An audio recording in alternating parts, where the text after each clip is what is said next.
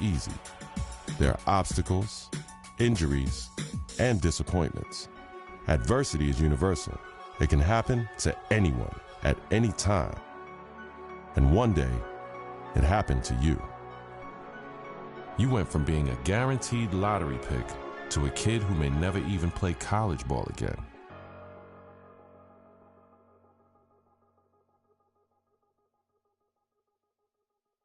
Now, look, it's always bad to hear about injuries, especially to college kids, of course. Yeah.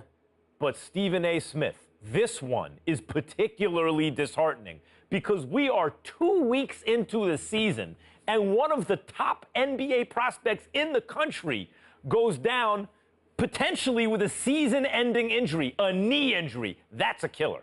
I couldn't agree more. When I heard he was carried off the floor today, all you can do is find yourself hoping that he'll make it back. That's the bottom line. But my heart goes out to him because I didn't expect this. This is a devastating injury. It's never good to have something like this happen to you. The team doctor broke the news. Torn ACL, sprained MCL, and a torn meniscus. Surgery was scheduled, but your game will likely never be the same. At the 2016 NBA draft, your name is still mentioned. Not as a prospect, but as a cautionary tale.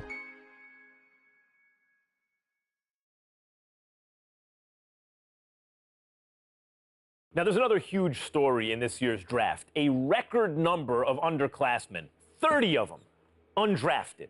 And I hope, anyway, that this is a lesson, this serves as an example to college players. I'm not talking about the ones who are genuinely one and dones, the guys you know are going to be lottery picks. I mean the rest of them. They're not sure shots. You're not sure they're going to be lottery picks. Don't just use the college system for a year thinking you're going to bounce. It doesn't work like that. If you don't have the talent, it doesn't work. You got to be cultivated in the system. Please. There you go again with your blanket generalizations. You know how you are, oh, Max. The woe is me. Oh, my Lord. I can't take it. I just can't take it. It's a case-by-case basis. You can't just blanketly decide this should not be one and dones or this should be one and dones. You got to go on a case-by-case basis. Some dudes deserve to be one and dones. Some people don't. It's on a case-by-case basis. And that is my point. Thank you for making it for me. Every kid thinks they're the exception to the rule. And members of the media like, Stephen A. Smith, are encouraging these kids to come out early. Look, Max, bottom line is this. You got to take this into consideration. You had two dudes. They were called the Height brothers. Now, you had Nick Howard. This kid had a lot of promise. What does he do? He goes to college. Very uneventful first year, no doubt. The second year, he was pretty good. Here's the problem. The NBA, it's not about pretty good. You need to be great on the collegiate level, on the prep level, in summer leagues and what have you, in order for you to get the stature that you deserve. That's the bottom line. You're pretty good ain't good enough to be that stud NBA. That's exactly my point. Let me finish. There's another example. I did say the Height brothers. I wasn't talking about one individual. I was talking about two. What happens? One and done in a different way. 1 year, one ACL injury later, and look where he's at now. His future is clearly uncertain. So you got to take advantage of that opportunity because you never know when an injury is going to cost you everything. Stephen A., listen to yourself. Let's listen to yourself for a second. You give one argument for why a kid should come out early, a one-and-done situation. I can give you 30 arguments this morning alone why they should stay in school. And now you have to wonder what a kid like Nick Howard, who has given up his college eligibility, does next. What does he do next? First of all, don't sweat the technique. The argument, or one argument, as long as it's strong enough, that's all that matters. That's number one. Number two, the Height brothers was something special. What they really, really need to do. I'm going to tell you what they need to do, Max. They need to get back to playing together. My sources are telling me the ACL injury has been completely healed. So go on a pro-am circuit. Go in summer leagues. Do what you got to do to get back on the court together to remind everybody of what you once were. Because once you pull that off, the sky's the limit. That's what they need to do. Get back to playing ball together, because when people see what you can do as one, the other arguments don't really matter. Like I said, don't sweat the technique.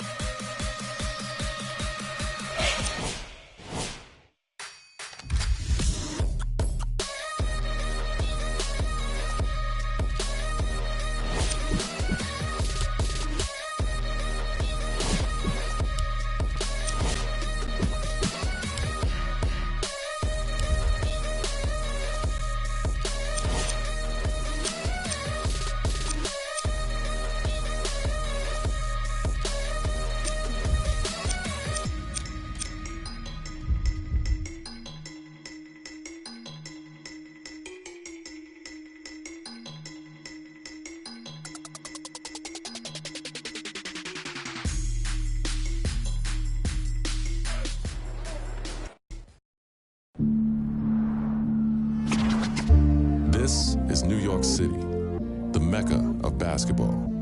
The original Rucker League began here in 1947. 9 years later, the tournament found a permanent home uptown at PS 156 Playground. Those early Rucker days showcased talents like Lou Alcindor, Wilt the Stilt, and Earl the Pearl. It's also where Julius Erving became the Doctor. In 1974, the park was respectfully renamed Holcomb Rucker Park in honor of the tournament founder. Now, many have influenced the growth of the Rucker since, but none more heavily than the late great Greg Marius, founder of the EBC.